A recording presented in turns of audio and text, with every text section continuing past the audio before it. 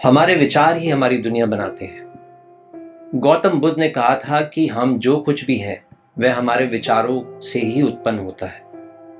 हमारे विचारों से ही हम अपनी दुनिया रचते हैं।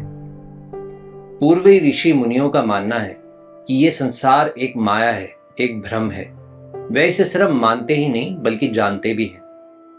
लेकिन जब वे संसार शब्द का प्रयोग करते हैं तो उनका मतलब वो भारी दुनिया नहीं होती जिसका विज्ञान अध्ययन करता है। उनका मतलब होता है वह दुनिया जो हम अपने मन के भीतर रचते हैं, बुनते हैं। वह चक्र जो निरंतर घूमता रहता है हमारे मन में। संसार का वास्तविक अर्थ है हमारी मानसिक दुनिया। 3 प्रकार की दुनिया है। पहली है भारी वस्तुनिष्ठ दुनिया जिसका अध्ययन विज्ञान करता है। दूसरी है मन की दुनिया जिसका अध्ययन मनोवैज्ञानिक करते हैं। और तीसरी दुनिया है हमारी आंतरिक चेतना, हमारा भीतरी स्वरूप।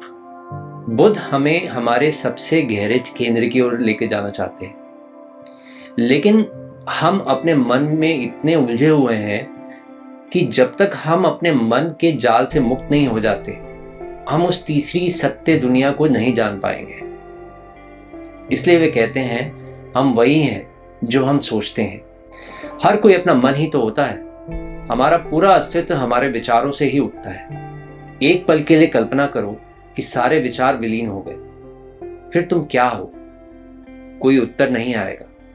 तुम नहीं कह पाओगे कि मैं हिंदू हूं, मुसलमान हूं, भारतीय हूं, अमेरिकन हूं। सारे शब्द, सारी भाषा गायब हो जाएगी। जब विचार मिट जाते हैं तो तुम एक शून्यता में परिवर्तित हो जाते हो। तुम सिर्फ एक दर्पण बन जाते हो जो कुछ भी अपना नहीं लौटाता। बुद्ध ने इसलिए एक अनोखा शब्द दिया है हमारी भीतरी स्वरूप के लिए, अनात्मा। वे कहते हैं जब मन समाप्त होता है तो कोई आत्मा नहीं बचती। तुम विराट हो जाते हो, अहंकार की सीमाएं टूट जाती हैं, तुम एक शुद्ध आकाश बन जाते हो। तो अगर तुम सचमुच जानना चाहते हो कि वास्तव में तुम कौन हो तो तुम्हें सीखना होगा मन से मुक्त होना, विचारों को रोकना। यही ध्यान है। ध्यान का अर्थ है मन से बाहर जाना, मन को छोड़ना और अमन के आकाश में प्रवेश करना। और अमन में ही तुम परम सत्य हो। मन से अमन की ये यात्रा ही वह पद है, वह कदम है। और यही धम्मपद का पूरा रहस्य है। प्रणाम।